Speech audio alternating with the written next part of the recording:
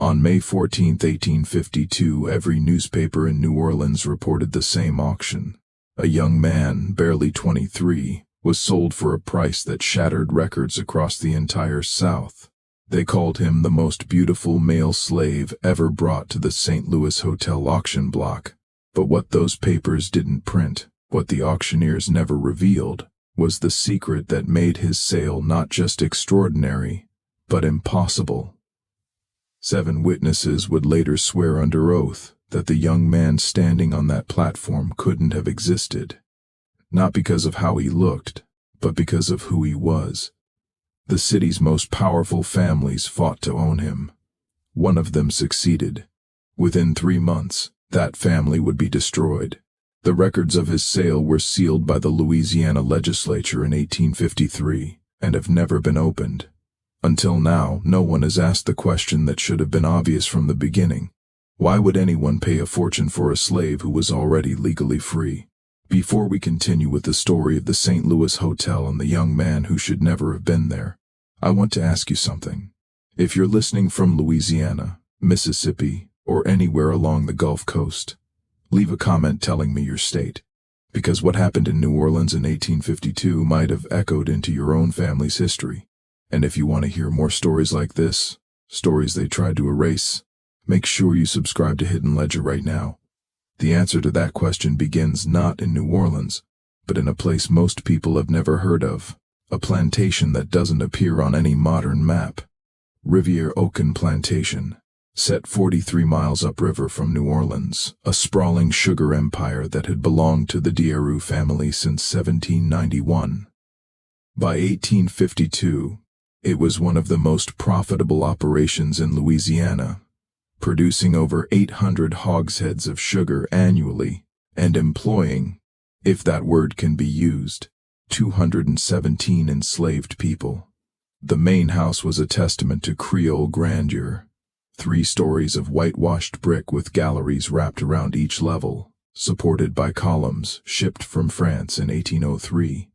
Live oaks lined the river approach, their branches so heavy with Spanish moss they created a tunnel of green shadow that visitors found either enchanting or oppressive, depending on their temperament. The Deveau family were Creole aristocracy, French-speaking Catholics who traced their lineage back to Normandy and considered themselves separate from and superior to the American planters who had flooded Louisiana after the purchase. They spoke French at home, attended Mass in Latin, and married within a tight circle of families whose names appeared in the original French colonial records. To be Creole was to belong to a culture that predated American Louisiana, one that had its own rules, its own hierarchies, its own understanding of race and status that didn't quite align with the binary system Americans preferred. Monsieur Anatole Diarou, the plantation's owner in 1852, was 56 years old, a widower for 8 years, and by all accounts, a man of refined tastes and careful business practices. He kept meticulous records in leather-bound ledgers, each entry written in his precise cursive, each number verified twice.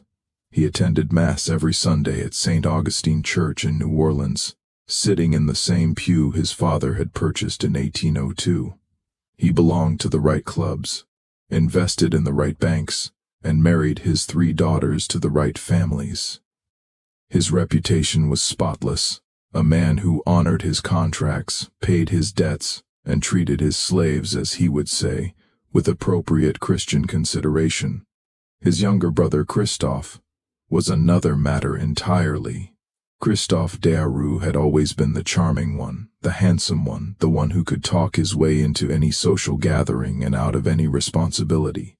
While Anatole learned sugar cultivation and plantation management, Christophe learned poetry, piano, and the art of spending money he didn't have. When their father died in 1821, he left the plantation entirely to Anatole, giving Christophe only an allowance with the stipulation that he never involve himself in the family business.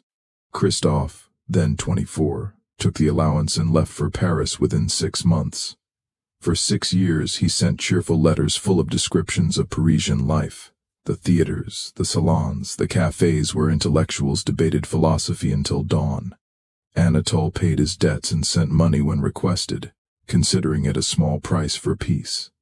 Then, in 1827, Christophe did something unexpected. He married.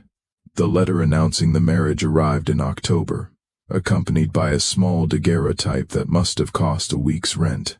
The woman in the image was young, perhaps 20, with delicate features and dark eyes that seemed to look directly through the camera. She wore a simple but elegant dress, and her hair was arranged in the latest Parisian style. The caption on the back in Christophe's flowing hand read, "Céleste Moreau d'Aru, my wife, your sister-in-law. You would love her, Montre."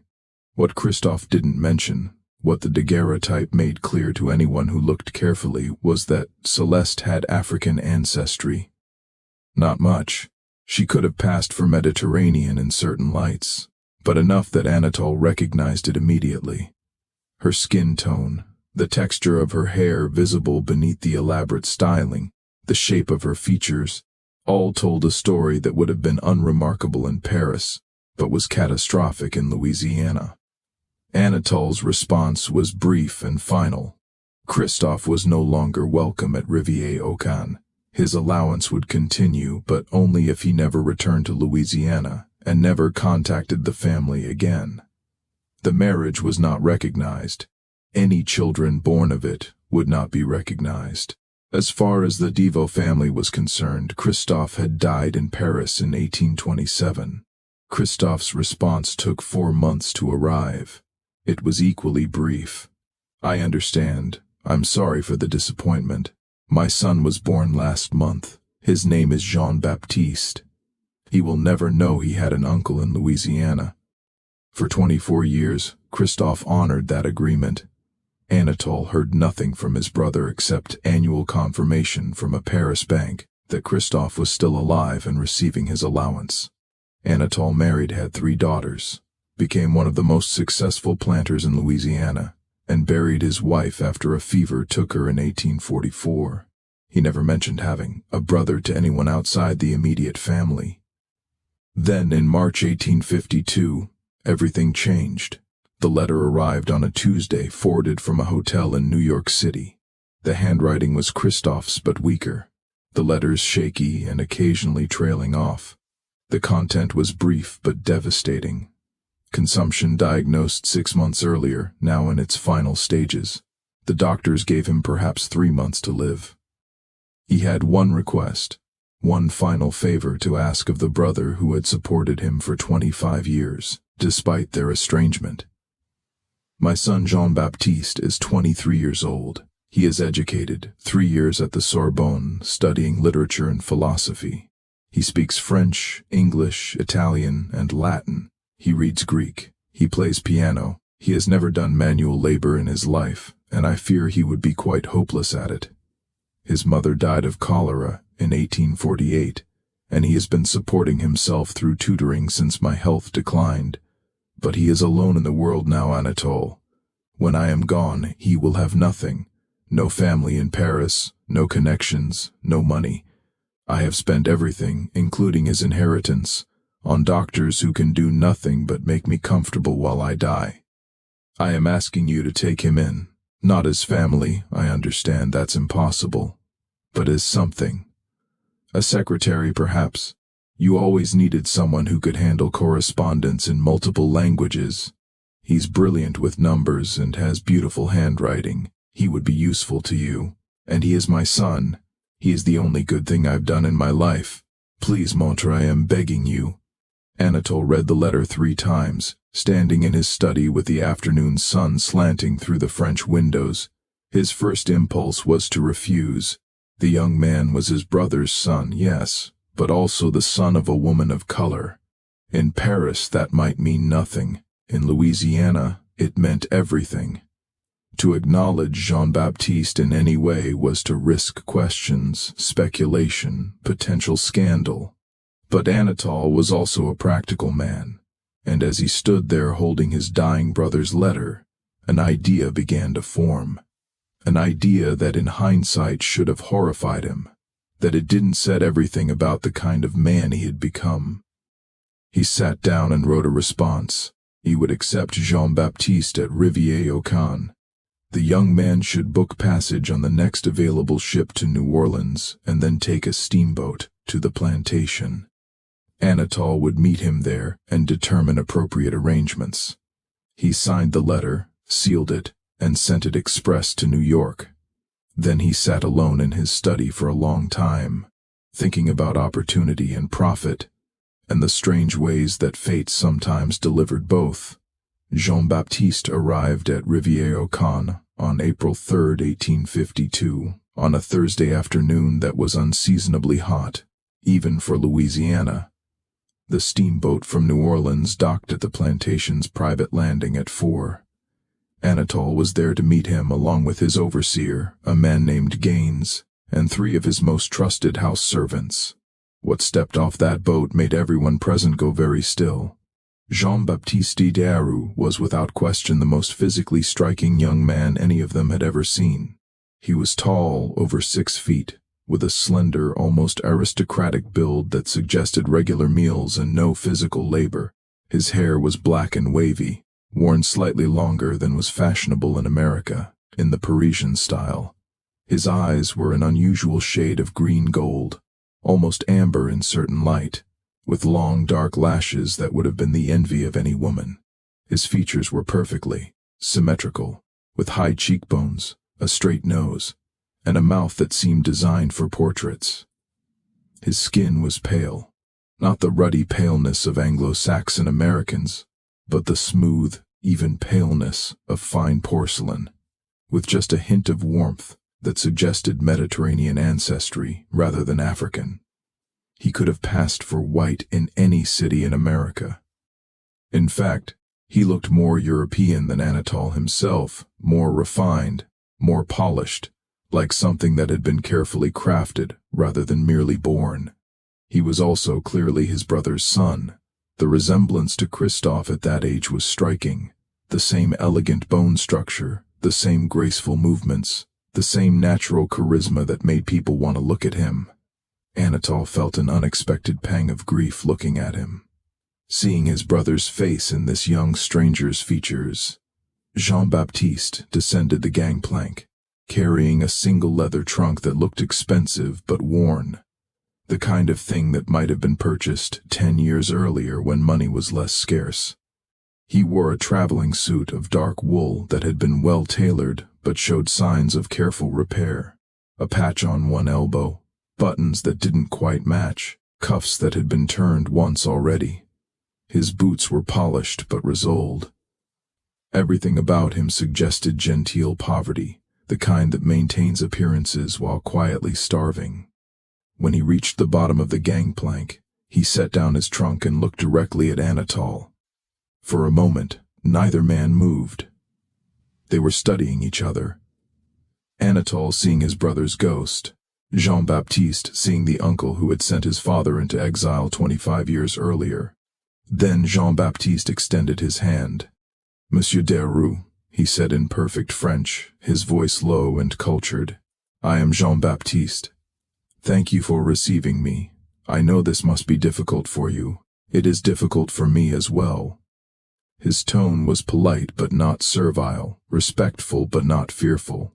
He spoke as an equal or as someone who had been raised to believe he was equal to anyone regardless of circumstance. Anatole didn't take his hand. Instead, he studied the young man for a long moment, his expression unreadable. He looked at Jean-Baptiste's clothes, his posture, his face. He looked for signs of his mother's ancestry, the telltale features that would mark him as colored under Louisiana law. But there was nothing obvious. The young man looked white, more than white. He looked aristocratic, like something out of a French painting. That made him valuable. That also made him dangerous. "Follow me," Anatole said finally in French. He turned and began walking toward the main house without waiting to see if Jean-Baptiste complied. Gaines, the overseer, stepped forward and picked up Jean-Baptiste's trunk without a word. The 3 house servants, 2 women and 1 man, All of them light-skinned Creoles who served in the main house, stood back and watched as Jean-Baptiste followed Anatole up the path. One of the women, Marie-Claire, would later tell others that the young man walked like someone going to his execution, steady, calm, but with an awareness that something terrible was about to happen. They didn't go to the main house. Instead, Anatole led Jean-Baptiste to a small cabin behind it, one of several buildings that housed the household servants, who weren't trusted enough to sleep in the main house itself, but were too valuable to be housed with the field workers. The cabin was simple but adequate. One room with a bed, a table, a chair, a wash basin, and a small fireplace. The April heat made the fireplace unnecessary, but it would be welcome in winter. If Jean-Baptiste was still there in winter. "This will be your quarters," Anatole said, still in French. "I will send someone with food and water. We will speak tomorrow morning about your duties. Do not leave this cabin tonight. Do not speak to anyone. Do you understand?" Jean-Baptiste looked around the cabin, then back at his uncle. "I understand," he said quietly. "May I ask a question?" "No," Anatole said. "Tomorrow." He left, taking Gaines with him, leaving Jean-Baptiste alone with his trunk and his thoughts. That night, Marie-Claire brought food to the cabin: rice, beans, a piece of chicken, bread. She knocked softly, and when Jean-Baptiste opened the door, she handed him the tray without meeting his eyes. "Thank you," he said in French, and she looked up, surprised that he spoke her language. "You're his nephew?" she asked, also in French, keeping her voice low. Jean-Baptiste nodded. "My father's brother. Does he know about your mother?" Jean-Baptiste smiled, but there was no humor in it. "Yes, he knows." Marie-Claire looked at him for a long moment, her expression unreadable. Then she said very quietly, "Be careful. Monsieur Derues is not a cruel man, but he's a practical one. And sometimes practical men do terrible things because they make sense on paper." She left before Jean-Baptiste could respond. He stood in the doorway, watching her walk back to the main house, and felt the first real stirrings of fear since arriving in Louisiana. Not fear of violence or cruelty, but fear of something more insidious, being turned into a problem that needed solving, a complication that needed tidying, a thing rather than a person. He ate the food because he was hungry, having eaten almost nothing on the journey from New York. Then he sat at the small table and took out the items from his trunk. A few changes of clothes, all carefully folded, several books, including a worn copy of Montaigne's essays and a French Bible. A packet of letters from his father tied with string, and most importantly, a leather portfolio containing his papers. His birth certificate from Paris listing his parents as Christophe Derues and Celeste Moreau. His baptismal record from Église Saint-Sulpice. His completion certificate from the Lycée Henri IV. Letters of recommendation from two of his professors at the Sorbonne. All of it in French. All of it official. All of it proving beyond any doubt that he was who he said he was. A free man. Born free. Educated. With no connection whatsoever to slavery. He laid the papers out on the table and looked at them for a long time. Then, acting on an instinct he couldn't quite name, he took out a sheet of paper and began writing a detailed inventory of everything in the portfolio, including the dates, issuing authorities, and exact wording of each document. He wrote in tiny, precise French, filling 2 pages with documentation of his documentation. Then he folded the inventory and slid it into the spine of the Montaigne, where it would be invisible unless someone specifically looked for it. He had no reason to think he would need such a record, but his father had once told him, "In this world, Jean-Baptiste, the only thing between you and disaster is the right piece of paper. Guard your papers like your soul, because in many ways they are your soul." Jean-Baptiste fell asleep that night, still dressed, lying on top of the thin blanket, listening to the unfamiliar sounds of a Louisiana night. Cicadas, tree frogs, the distant sound of singing from the quarters where the field workers lived. And underneath it all, the constant whisper of the Mississippi River, invisible in the darkness but always present, like a conversation you couldn't quite hear. The next morning, Anatole summoned Jean-Baptiste to his study at 8. The study was impressive, floor-to-ceiling bookshelves, most of them filled with ledgers rather than literature, a massive desk made from Louisiana cypress, windows overlooking the sugar fields, and on the walls, portraits of Deru ancestors going back 3 generations. Jean-Baptiste stood in front of the desk while Anatole sat behind it, the physical arrangement making the power dynamic unmistakable. "You have your papers?" Anatole asked in French. "Yes, monsieur. I will need to examine them for your protection. You understand? There are many documents circulating in Louisiana that are fraudulent. I want to ensure yours are authentic." Jean-Baptiste hesitated. Every instinct told him this was wrong, that handing over his papers was handing over his freedom. But he also understood that he had no choice. He had nowhere else to go. No money, no connections in America. His father was dying or perhaps already dead in New York. He was alone in a state where his appearance might pass for white, but his ancestry absolutely did not. He retrieved the portfolio from his cabin and returned to the study. Anatole spent 20 minutes examining each document, occasionally making notes in a small leather notebook. When he finished, he placed the papers in his desk drawer and locked it. "These appear authentic," he said. "I will keep them here for safekeeping. Now, let us discuss your situation." He spoke slowly, carefully, as if explaining something to a child or someone not quite capable of understanding complex matters. "You are my brother's son, and I promised him I would provide for you. However, you must understand the difficulties your presence creates. Your mother was colored. Under Louisiana law, that makes you colored as well, regardless of how you look or where you were born. If I were to acknowledge you as my nephew, as family, it would create impossible social complications. My daughters are married to prominent families. My position in this community is built on reputation and careful relationships. I cannot jeopardize all of that." Jean-Baptiste said nothing, but his hands clasped behind his back tightened until his knuckles went white. "However," Anatole continued, "I am also not without compassion. I am willing to provide you with shelter, food, and appropriate work here at Riviere-au-Can. You will serve as my personal secretary. You will handle my business correspondence, particularly anything requiring translation or interaction with French merchants. You will maintain certain records. You will live in the cabin where you spent last night. In exchange, you will not speak of your father, your time in Paris, or your documentation. As far as anyone is concerned, you are simply Jean-Baptiste, a light-skinned slave I purchased from a private sale. Do you understand?" The word slave hung in the air like smoke.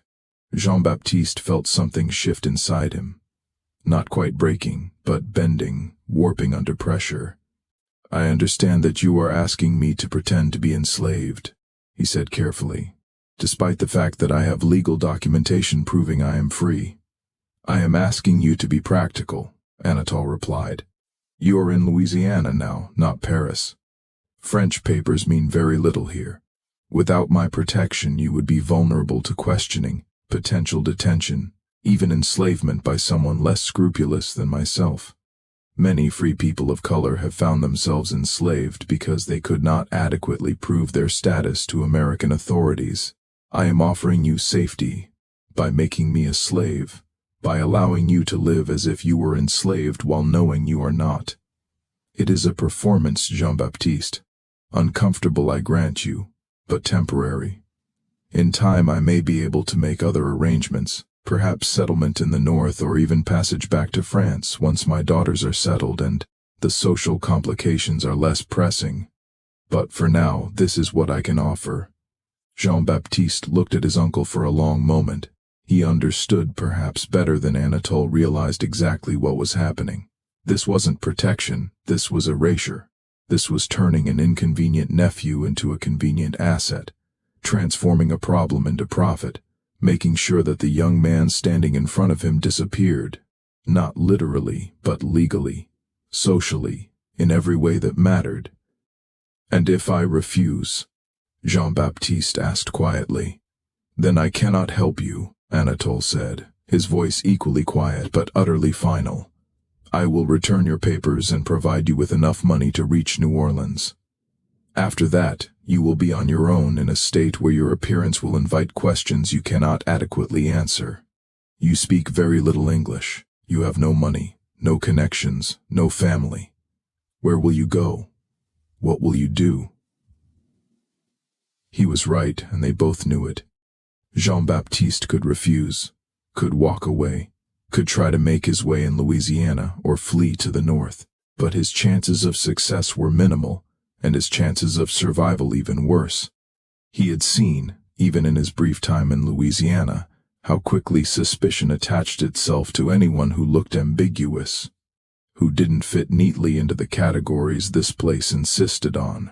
Free papers from France might protect him in theory, but in practice they might just as easily get him arrested, questioned, investigated, and in that process, there was no telling what might happen. "I understand," Jean-Baptiste said finally, the words tasting like ashes. "When do I begin?" "Today," Anatole said. He pulled out a ledger and opened it to a fresh page. "But first, we need to establish your status officially." He began writing, speaking aloud as he did. "Acquired April 3, 1852. One male, age 23. Name, Jean-Baptiste, no surname. Light-skinned, educated, suitable for domestic work. Private sale, no bill of sale available. Value estimated at $2,000. He looked up at Jean-Baptiste. "There. Now you exist in my records, and your presence here is explained. Your papers are safe in my desk. Your father's monthly allowance will continue to be paid into the Paris bank account until his death, at which point it will cease. You will work as my secretary, and in return you will have food, shelter, and safety.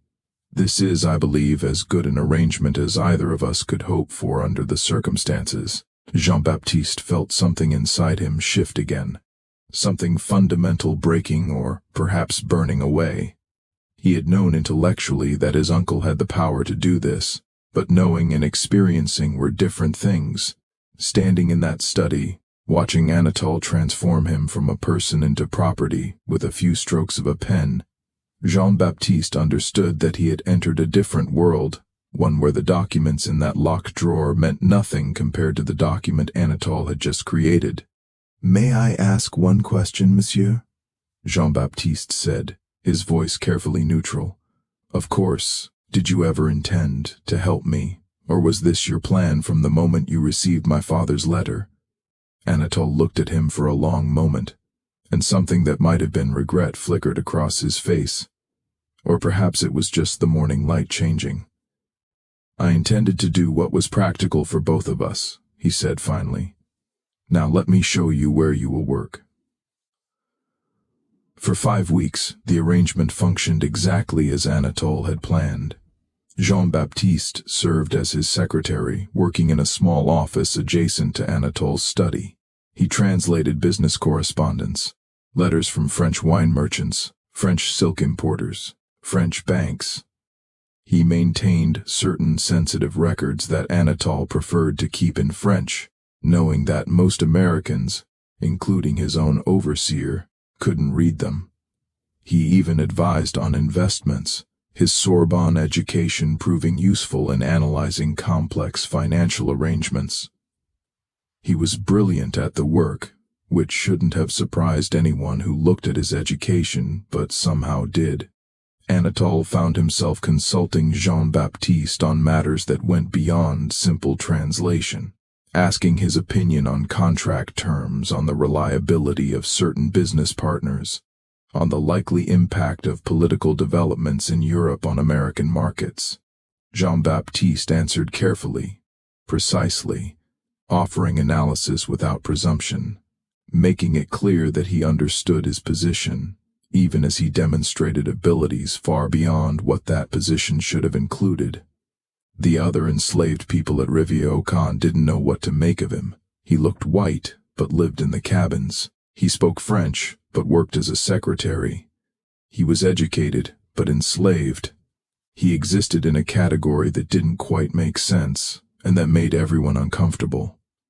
Some of the house servants, Marie Claire, Thomas the stable hand, an older woman named Yvonne who ran the kitchen, were kind to him in small ways, bringing him extra food, warning him when Anatole was in a particularly foul mood, teaching him the unwritten rules of plantation life.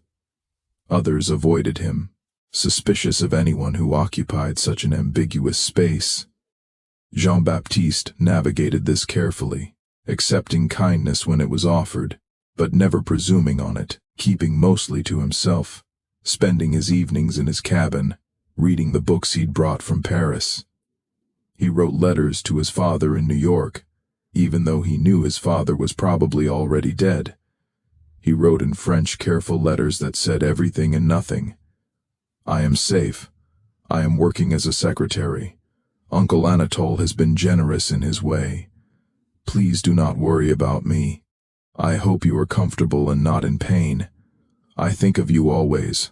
He never mailed the letters. He simply folded them and kept them in his trunk, like prayers that didn't need to reach their destination to fulfill their purpose. But Anatole had made a critical miscalculation. He had assumed that Jean-Baptiste's beauty and education would remain a private asset, something he could utilize quietly within the plantation's boundaries. He had not anticipated what would happen when he brought Jean-Baptiste to New Orleans. The trip occurred on May 7th, a Wednesday. Anatole needed to meet with several business partners to finalize arrangements for the upcoming sugar harvest. He decided somewhat impulsively to bring Jean-Baptiste with him. The young man could take notes, translate if necessary, and demonstrate Anatole's cosmopolitan sophistication. Look, I have a secretary who speaks 4 languages. They traveled by steamboat, arriving at the New Orleans docks at 10 in the morning. The city was at its most vibrant, the levee crowded with ships from every corner of the world, the streets thronged with merchants and slaves and free people of color, and tourists and con men, and everyone else who made New Orleans the most complex, contradictory city in America. Anatole had arranged meetings at his club and at 2 private homes, each one involving discussions of contracts, prices, shipping arrangements. Jean-Baptiste accompanied him to all of them, standing quietly in corners, taking notes when requested, occasionally translating a phrase from French to English or vice versa. And everywhere they went, the reaction was the same. People stared, not rudely exactly, but unmistakably. Women found reasons to pass close to where Jean-Baptiste stood. Men studied him with the assessing gaze usually reserved for horses or expensive furniture. Conversations would pause when he entered a room, not because he'd done anything to interrupt them, but because his presence was simply that arresting. At the 3rd meeting, held in the elegant home of a commission merchant named Philippe Larieur, the wife of the host, Madame Larieur, a woman of about 40 with sharp eyes and a sharper mind, approached Anatole during a pause in the negotiations. Monsieur Deroux, she said in French, I hope you'll forgive my directness, but I must know. That young man who accompanies you, he is your property? Anatole, who had been expecting this question all day, nodded. A recent acquisition. He serves as my secretary. He is remarkable, Madame Larieur said bluntly. I have never seen a slave of such appearance. Where did you acquire him? A private sale, Anatole said vaguely. From an estate in Baton Rouge. Would you consider offers? Another woman interjected. This was Madame Hélène Fourier, a widow who owned a fashionable boarding house in the Garden District and was known for maintaining an extensive household staff of light-skinned servants. I would pay handsomely for someone of his qualities. Anatole demurred, saying Jean-Baptiste was too useful to part with, But the question, would you consider offers, lodged itself in his mind like a splinter. All the way back to Rivière-au-Can that evening he thought about it. How much would someone pay for Jean-Baptiste? Not just for his skills, which were considerable, but for the sheer spectacle of owning him, for the status and prestige of having such a singular individual in one's household. That night, after Jean-Baptiste had returned to his cabin, Anatole sat in his study and did calculations. He had recorded Jean-Baptiste's value at $2,000, which was already high for a domestic servant. But based on the reactions today, he could sell the young man for much more, perhaps $3,000, perhaps even $4,000. The more he thought about it, the more sense it made. Jean-Baptiste's presence at Rivière-au-Can was becoming a complication. The young man was too distinctive, too memorable. His education and bearing made other slaves uncomfortable and made visitors ask questions. Sooner or later, someone would probe too deeply, would wonder about the remarkable secretary who looked more like a French aristocrat than a slave, would perhaps even recognize something in Jean-Baptiste's features, a resemblance to Christophe, a hint of Derues ancestry. Better to sell him publicly in a venue where his extraordinary value would be obvious and legal, where the sale would be documented and unquestionable, and where Jean-Baptiste himself would disappear into the household of some wealthy family, never to be seen again. The St. Louis Hotel conducted slave auctions every day except Sunday. They were professional, well-organized events attended by the city's elite. Selling Jean-Baptiste there would be not just profitable, but prestigious. The kind of sale that would be talked about in the right circles, that would enhance Anatole's reputation as a man with access to remarkable commodities. On May 8th he began making arrangements. Jean-Baptiste learned about the sale on May 10th, a Sunday afternoon. He was in his cabin reading Montaigne when Anatole arrived with Gaines and one of the male house servants.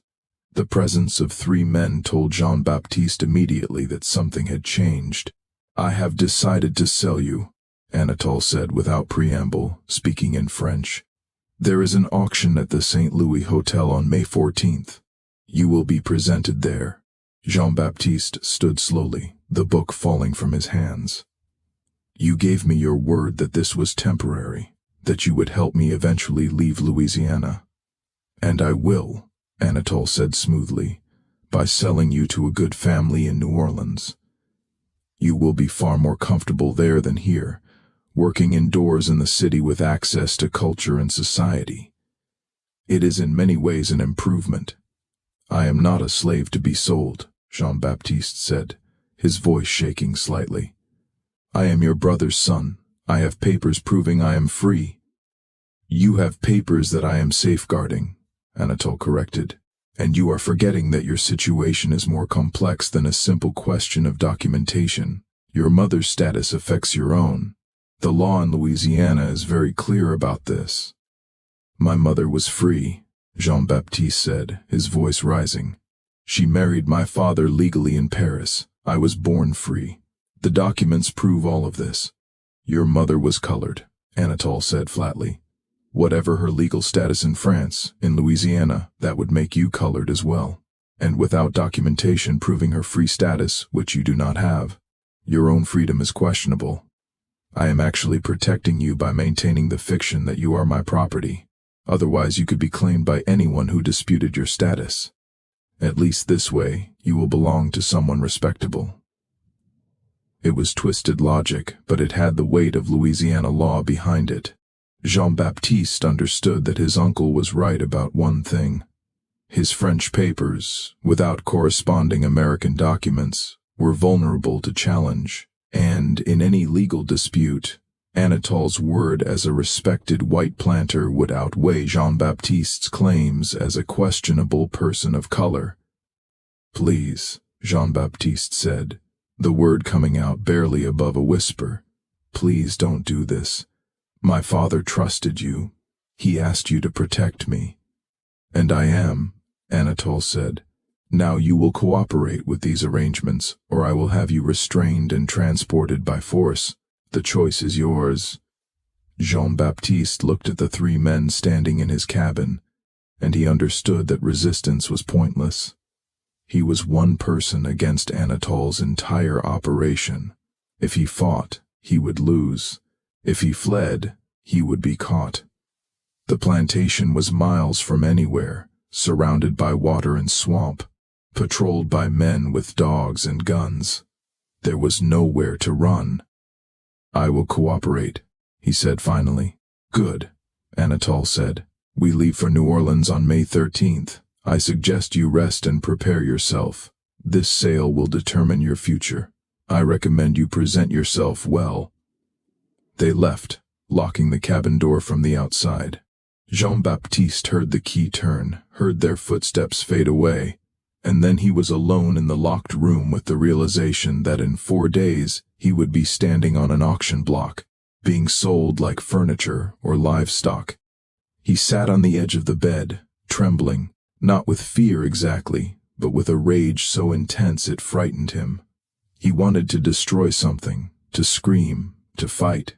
But there was nothing to destroy except his few possessions, nowhere for screaming to reach, and no one to fight except the walls of his prison.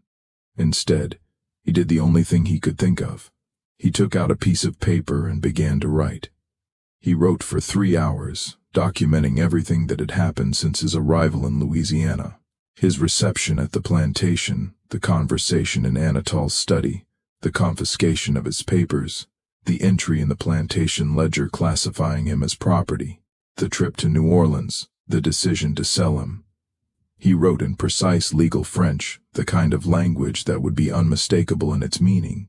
He wrote knowing that the letter might never reach anyone, but also knowing that he had to try, had to create some record that he had existed as a person and not just as property. When he finished, he addressed it to the French consulate in New Orleans. He didn't know if they would help, if they could help, if they even cared about a half-French citizen being sold into slavery in Louisiana, but they were the only authority he could think of that might have jurisdiction, that might see him as something other than a commodity. He folded the letter carefully and hid it in the spine of his Montaigne, the same place he'd hidden the inventory of his papers.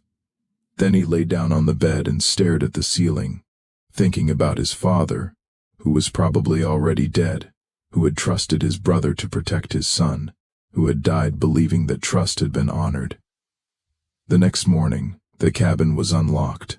Gaines brought him food and told him he could move freely around the plantation grounds, but not leave them. Jean-Baptiste spent the day in a kind of fugue state, walking the perimeter of the property, memorizing every detail. The sugar fields stretching to the horizon, the quarters where 200 people lived in bondage, the main house where Anatole sat in his study calculating profits, the river flowing past, endlessly indifferent to everything happening on its banks. On May 12th, Thomas found him standing by the stables and approached cautiously. "I heard what's happening," Thomas said in French, keeping his voice low. "I'm sorry." Jean-Baptiste looked at him, this man who had shown him kindness for no reason except basic human decency. "Will you do something for me?" he asked quietly. "If I can." Jean-Baptiste retrieved the letter from his cabin and pressed it into Thomas's hands. "After the auction. Not before, after. Take this to the French consulate on Chartres Street. Give it to anyone there and tell them it's urgent. Can you do that?" Thomas looked at the letter, then at Jean-Baptiste. "You think it will help?" "I don't know," Jean-Baptiste admitted. "Probably not, but I have to try something." Thomas nodded and tucked the letter inside his shirt. "I'll do it. Day after the auction." "Why are you helping me?" Jean-Baptiste asked. Thomas smiled, but it was a sad smile full of understanding that went beyond words. "Because sometimes doing the right thing is all we got, even when it doesn't change anything." On May 13th, Anatole Gaines and Jean-Baptiste left for New Orleans by steamboat. They arrived in the evening and stayed at the St. Louis Hotel itself, though Jean-Baptiste was housed not in a guest room, but in a secure room on the ground floor, where valuable property was kept before sale. The room had a bed, a wash basin, and barred windows. It was clean and relatively comfortable, but it was unmistakably a cell. That night, Jean-Baptiste didn't sleep. He sat on the edge of the bed, thinking about everything that had led to this moment, tracing the chain of decisions and circumstances that had transformed him from a free man in Paris to property in New Orleans. He thought about his mother, dead of cholera 4 years earlier, who had never told him much about her own background, except that she had been alone in Paris when she met Christophe, that she had fallen in love with his charm and his recklessness, that she had never regretted marrying him, even though it had cost her whatever family she'd had. He thought about his father, dying or dead in New York, who had spent 25 years in exile rather than give up his wife and son. He thought about Anatole, who had taken that same son and turned him into merchandise, and he made a decision that would either save him or destroy him, but that felt in that moment like the only choice he had. If he was going to be sold, he would not be sold silently. The morning of May 14, 1852, dawned clear and oppressively hot. By 9, the rotunda of the St. Louis Hotel was already crowded with buyers, spectators, and curious onlookers. The hotel's auction block, located in the center of the magnificent rotunda beneath a soaring dome, was a raised marble platform that had seen thousands of sales over the years. Furniture, jewelry, real estate, and human beings. Anatole arrived early, accompanied by Gaines and Jean-Baptiste. He had dressed Jean-Baptiste carefully for the occasion, a white linen shirt that emphasized his pale skin, dark trousers that suggested elegance, polished boots. His hair had been trimmed and brushed back from his face.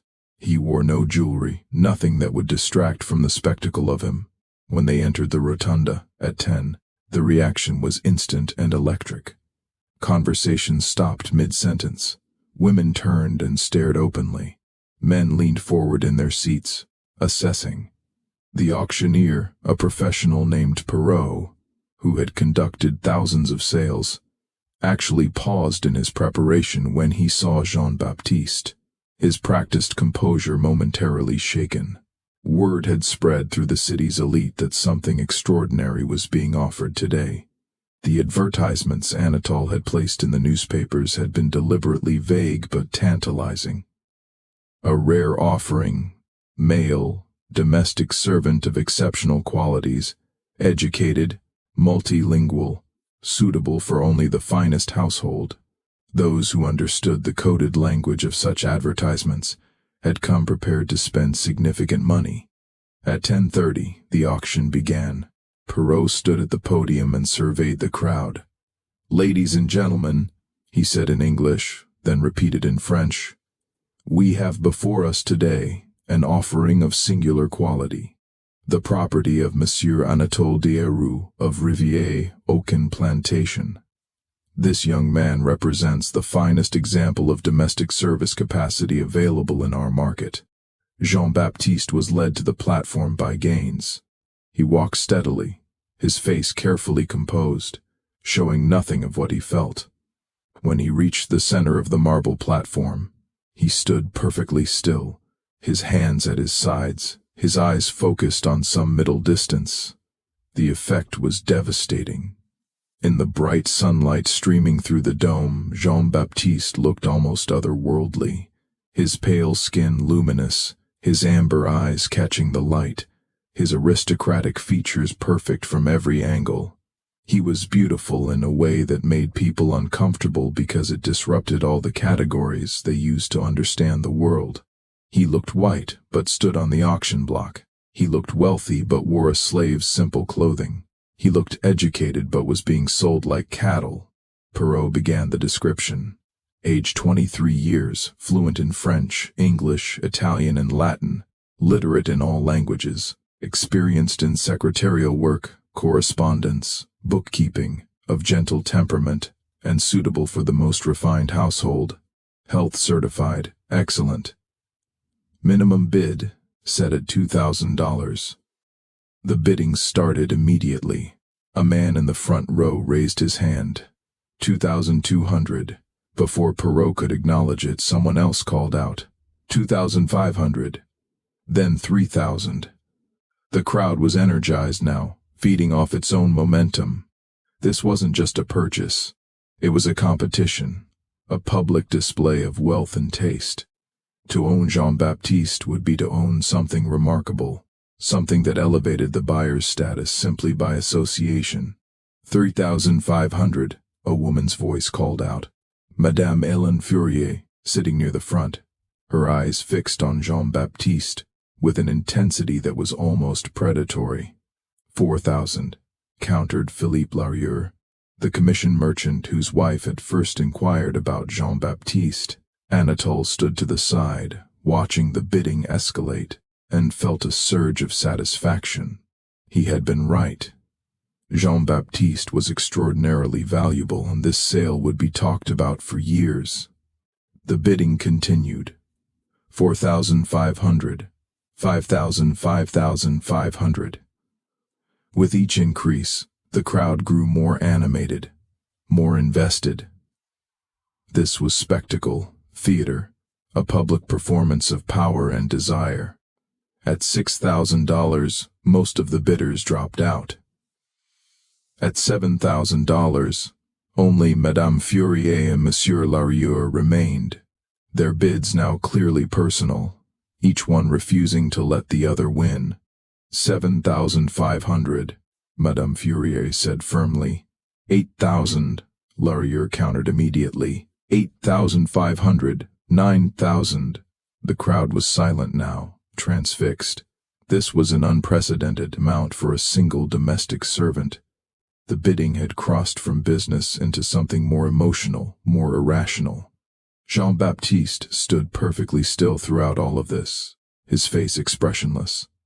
But inside something was building, not panic, not fear, but a cold, clear determination. He had made his decision during the sleepless night. Now he simply waited for the right moment. At $10,000, Madame Fourier hesitated. The sum was extraordinary, representing more money than many plantation owners earned in a year of labor. Perrault, sensing her uncertainty, looked toward Larieux. "Do I hear 10,500? Larieux nodded. 10,500. Perrault turned to Madame Fourier. "Madame, do you counter?" She looked at Jean-Baptiste one more time, her expression unreadable. Then she said clearly, $11,000. A collective gasp went through the crowd. $11,000 for a single slave was unheard of. Even the most valuable, skilled artisans rarely sold for more than $3,000. This was history being made, a record that would stand for years. Perrault looked at Larieux. "Monsieur, do you counter?" Larieux hesitated. $11,000 was madness, a price that defied all economic logic. But he also couldn't bear to lose, to have Madame Fourier win this public competition. Before he could answer, Jean-Baptiste spoke. 3 words in French, barely loud enough to carry past the first few rows. "Je suis libre." I am free. The effect was instantaneous and total. Several people gasped audibly. Others looked confused. Had they heard correctly? Anatole's face went white, then flushed an angry red. Gaines moved toward the platform, but Perrault held up his hand, stopping him. The auctioneer looked at Jean-Baptiste, then at Anatole, then back at Jean-Baptiste. His professional composure was entirely gone, replaced by genuine uncertainty. In 30 years of conducting auctions, he had never had a slave claim freedom from the block. "Silence," Perrault said sharply. "You are not permitted to speak." Jean-Baptiste turned his amber eyes directly on the auctioneer. When he spoke again, his voice was clearer, stronger, carrying across the hushed rotunda with perfect clarity. "My name is Jean-Baptiste Deroux. I am the son of Christophe Deroux and the nephew of Anatole Deroux. I was born free in Paris, France, on March 12, 1829. I am a French citizen with full documentation of my birth and my free status. I arrived in Louisiana on April 3rd of this year at the invitation of my uncle.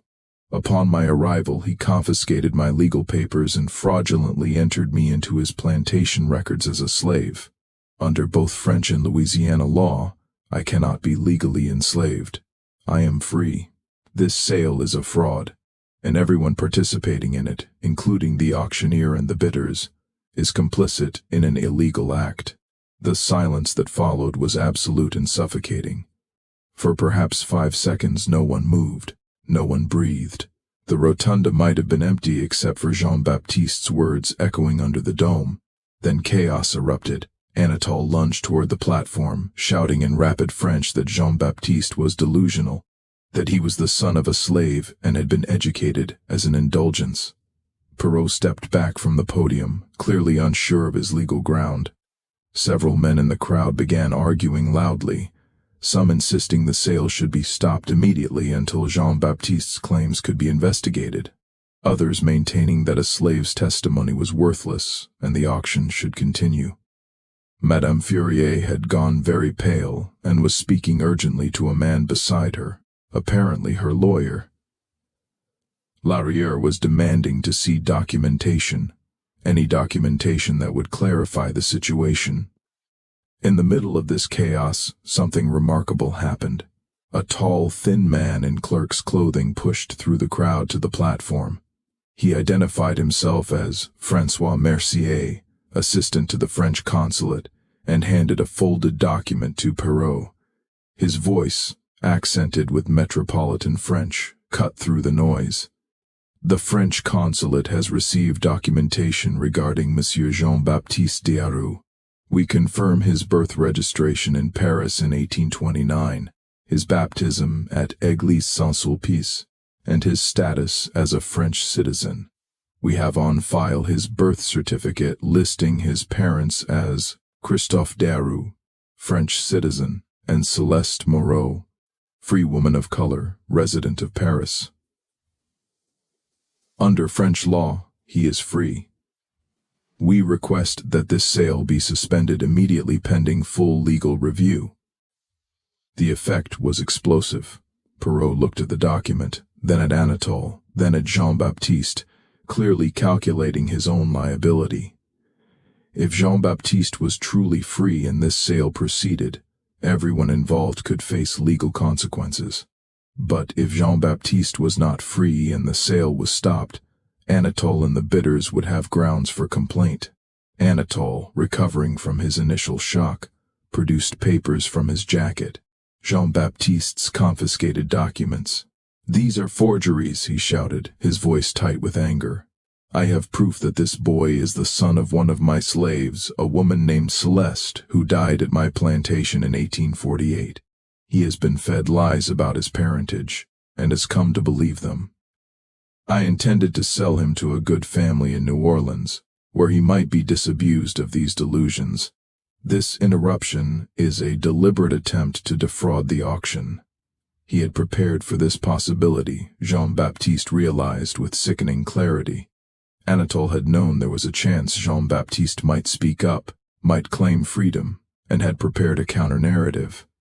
The slave Celeste at Rivière-au-Can, conveniently dead 4 years earlier, gave him plausible deniability.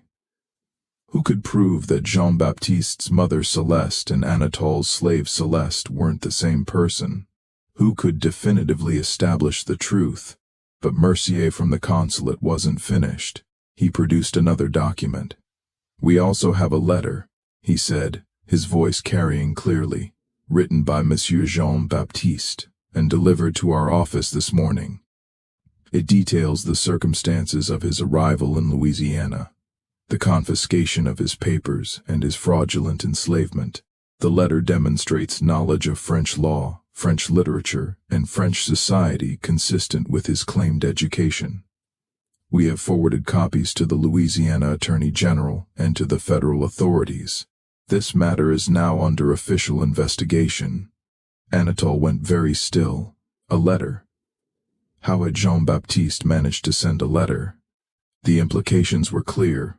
If official authorities were involved, The auction couldn't proceed regardless of Jean-Baptiste's legal status. Even if Anatole was right, and Jean-Baptiste could be legally enslaved, doing so now while under federal investigation would invite scrutiny that could destroy Anatole's reputation and business. Perrault made the only decision he could. He struck his gavel twice, the sharp sound cutting through the confused babble of voices. This auction is suspended pending legal review. The property, he paused, seeming to realize that word might no longer apply. The individual in question will be removed from the block and held in secure custody until the matter is resolved. All bids are hereby voided. This sale will not proceed today.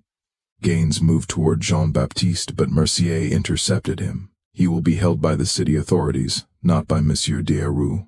There is too much conflict of interest for him to remain in his uncle's custody during the investigation. Two city constables who had apparently accompanied Mercier stepped forward. They didn't shackle Jean-Baptiste, which was telling. They weren't certain he was enslaved, which meant they had to treat him as potentially free. They simply escorted him off the platform and toward a side door away from the crowd. As Jean-Baptiste passed Anatole, their eyes met. His uncle's expression was a complicated mixture of rage, betrayal, and something that might have been grudging respect. Jean-Baptiste said nothing. There was nothing to say. Everything that needed to be said had already been spoken in front of hundreds of witnesses under the dome of the St. Louis Hotel. Jean-Baptiste was taken to a secure room in the Cabildo, the building that housed city government offices and jail cells. The room was neither a cell nor a guest room, something in between, reflecting his ambiguous status. He had a bed, a chair, a small table, a barred window. He was locked in, but not chained. He was guarded, but not treated as a criminal. For 3 days, he waited, while lawyers and officials examined documents, took testimony, and tried to unravel the legal knot he and Anatole had created. During that time, several things happened.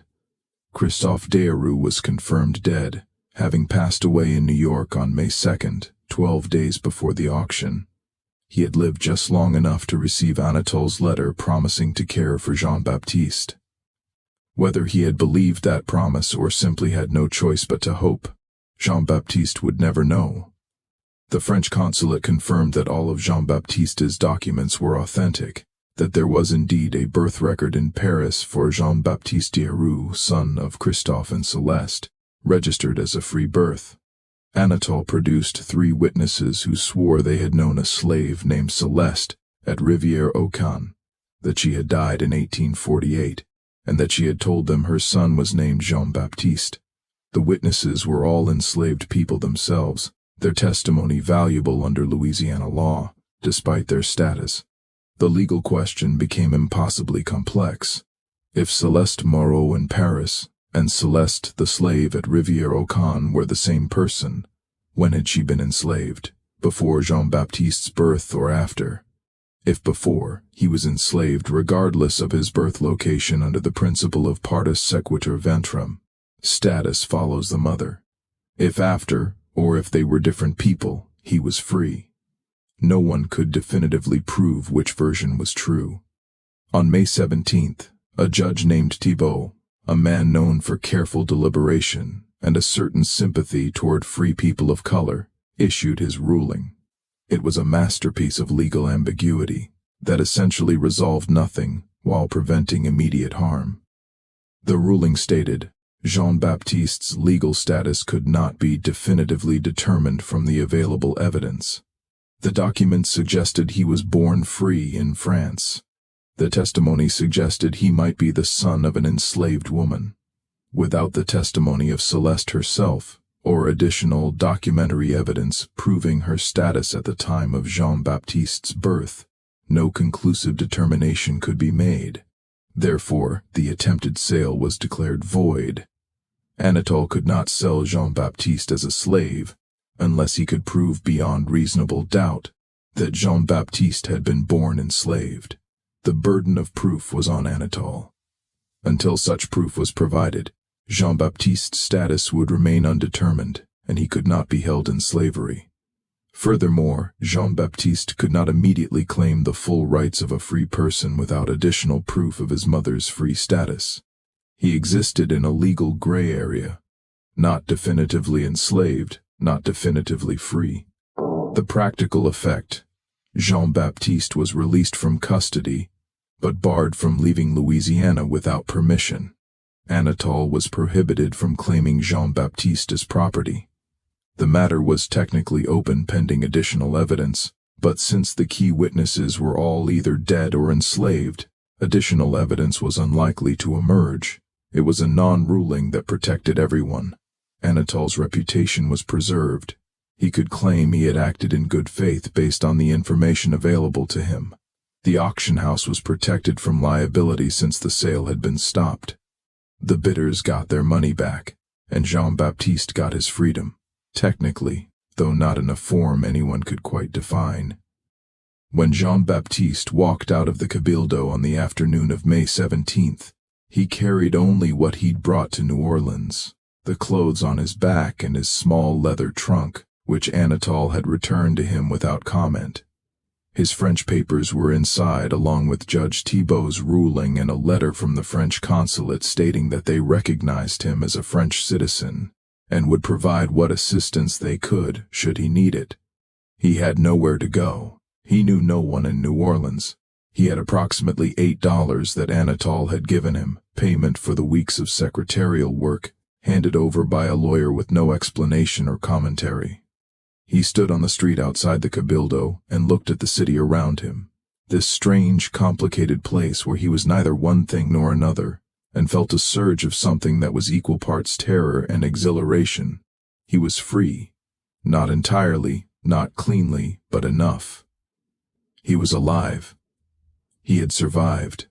What happened next is where history blurs into legend, where documentation ends and story begins.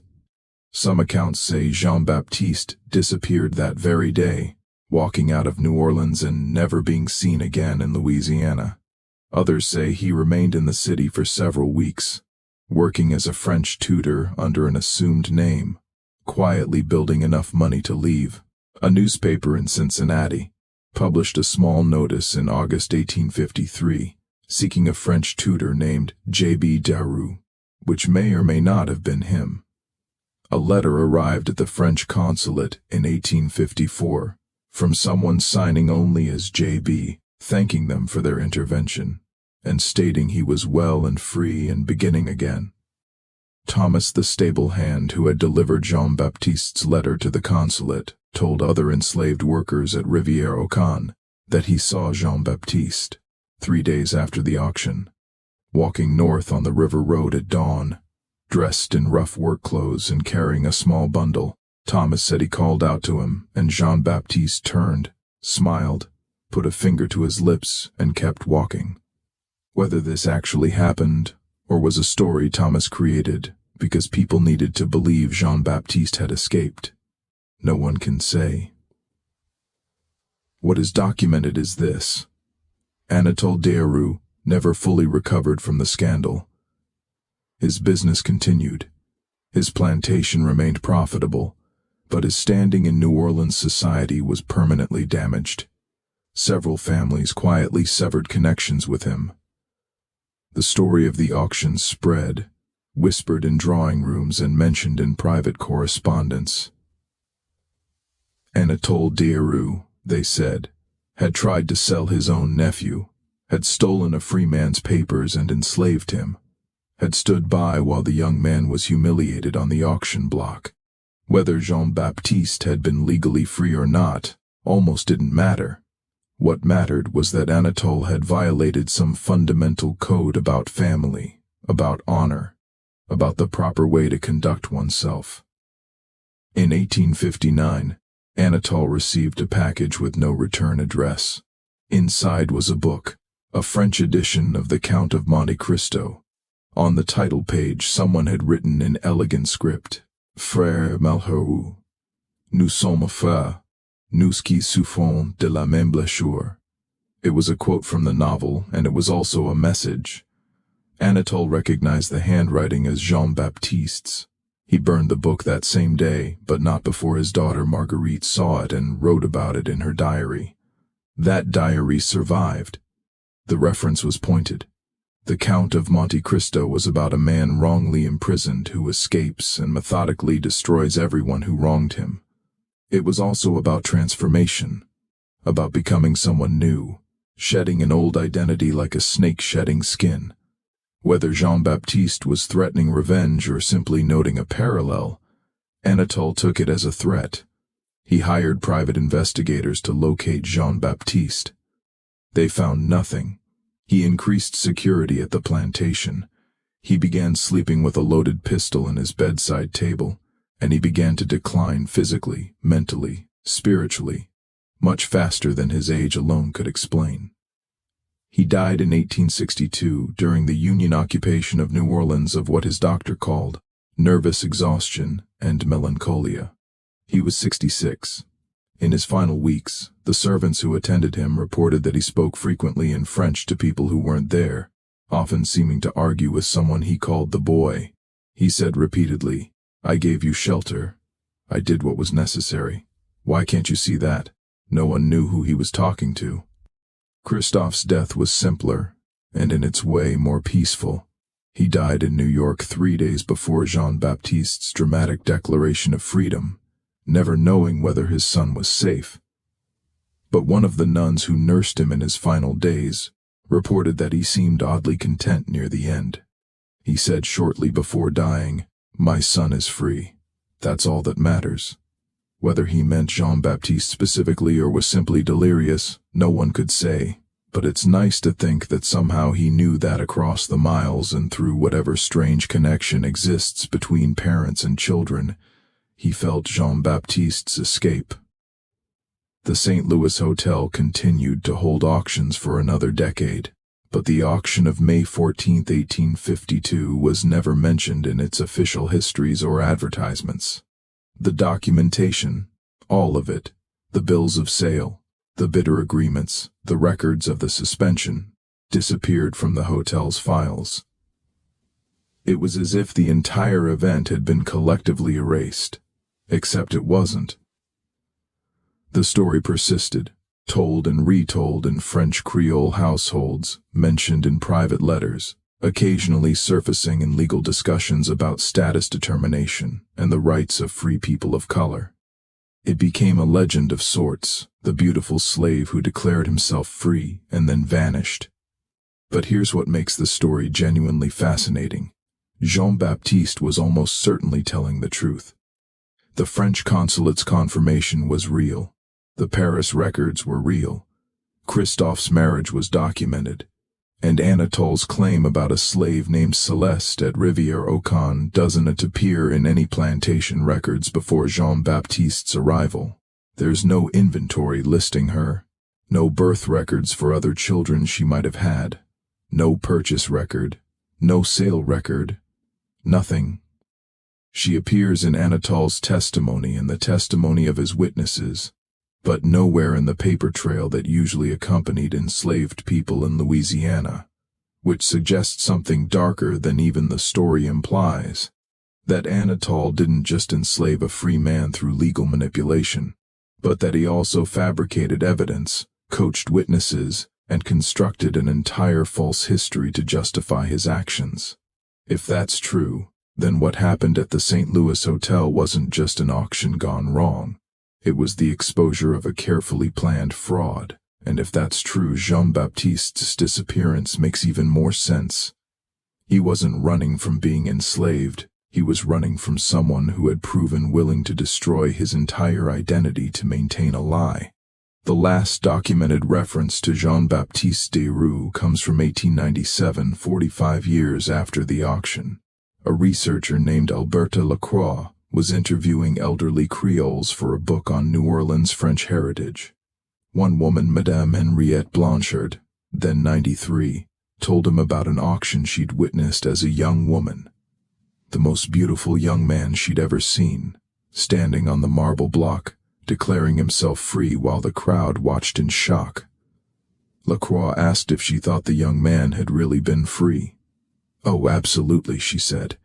You could see it in how he stood. Free people stand differently. They hold their heads differently. That boy was free. He just had to prove it. Lacroix asked if she thought he survived, if he escaped to the north, or perhaps back to France. Madame Blanchard smiled. I think he went somewhere cold, somewhere his face didn't mean anything except that he was beautiful. Canada, maybe, or France, or even somewhere in the north where no one knew Louisiana law or cared about it. I think he lived a long life and probably never told anyone what happened to him because some secrets are too dangerous to tell. You carry them with you until you die, and then they die with you, and maybe that's for the best. Whether she was right, we'll never know. But the fact that the Louisiana legislature sealed the auction records in 1853 and has kept them sealed ever since suggests that someone somewhere thought the full truth was dangerous. Those records remain classified to this day. Several historians have petitioned for access. Every petition has been denied. The official reason is always the same: privacy concerns regarding status determinations of potentially living descendants.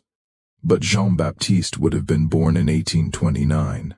Anyone who could be his direct descendant would now be several generations removed, and privacy concerns typically don't extend that far, which suggests the real reason the records remain sealed is different. Maybe they contain proof that Anatole committed fraud. Maybe they reveal complicity by other prominent families. Maybe they simply document an injustice so brazen that opening the records would force official acknowledgement and apology, which institutions prefer to avoid. Or maybe the records contain evidence of where Jean-Baptiste went, what name he used, where he settled. Maybe somewhere in those sealed documents is the answer to the question everyone wants to know. Did he make it? Did he really escape? Did he build a new life somewhere under a new name, becoming someone else entirely? The evidence we have suggests he did. The letter to the consulate in 1854, the book sent to Anatole in 1859, the complete absence of any record of Jean-Baptiste being recaptured or re-enslaved, the silence where there should have been noise if Anatole had found him. All of it points toward escape, survival, reinvention. Maybe Madame Blanchard was right. Maybe Jean-Baptiste went somewhere cold, Montreal or Paris or Boston or somewhere else entirely, and simply started over. Maybe he became a French teacher or a translator or a bookkeeper, or anything else that would allow him to use his education while avoiding scrutiny. Maybe he married, had children, grew old, and died without ever telling anyone about the 3 months in 1852, when he had been neither enslaved nor free, when his entire existence had hung in balance while strangers debated his humanity. If that's true, then somewhere in the records of Montreal or Paris or Boston, or a dozen other cities, there might be a death certificate for a man with a French name born around 1829, occupation listed as tutor or clerk, with no other details. And if someone found that certificate and traced it back, they might discover that it belonged to Jean-Baptiste Deroux, who was auctioned in New Orleans and declared himself free and then vanished into legend. But maybe that's not the right question. Maybe the question isn't whether Jean-Baptiste escaped or where he went or what happened to him. Maybe the question is why we need to know. Why this story, out of thousands of similar stories from that era, has persisted. Why people still search for Jean-Baptiste Deroux in old records and census documents and shipping manifests.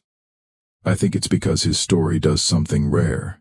It shows someone refusing to disappear.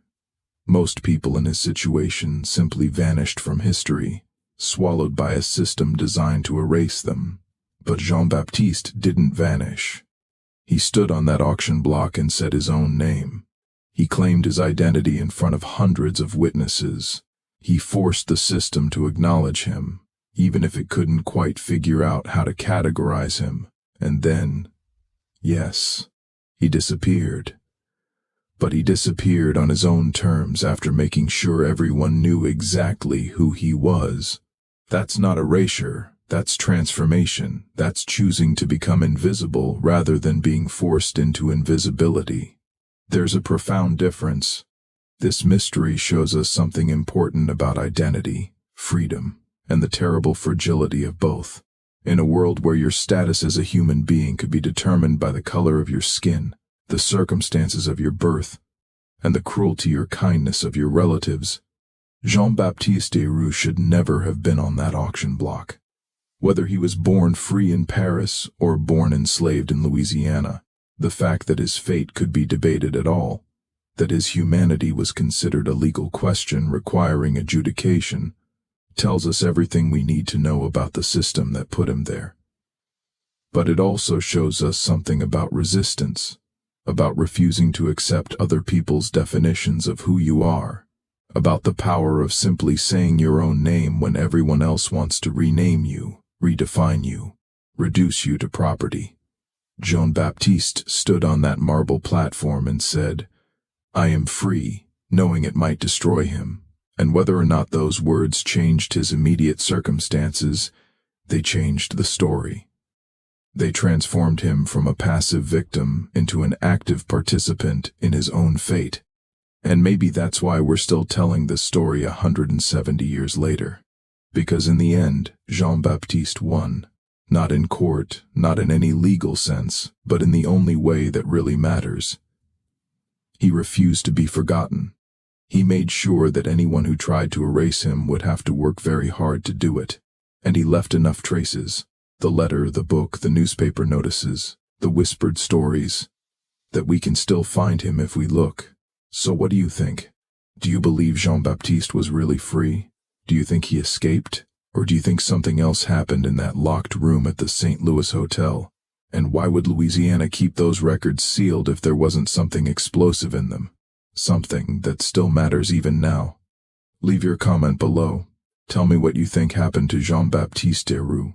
And if you found this story compelling, this mystery that history tried to bury, then subscribe to Hidden Ledger. Hit the notification bell. Share this video with someone who loves dark historical mysteries, stories about people who fell through the cracks of history, stories that someone wanted erased. Because every view, every share, every comment helps bring these forgotten voices back to life. And maybe, somewhere in some sealed record or dusty archive, the full truth about Jean-Baptiste is still waiting to be found. See you in the next video of Hidden Ledger.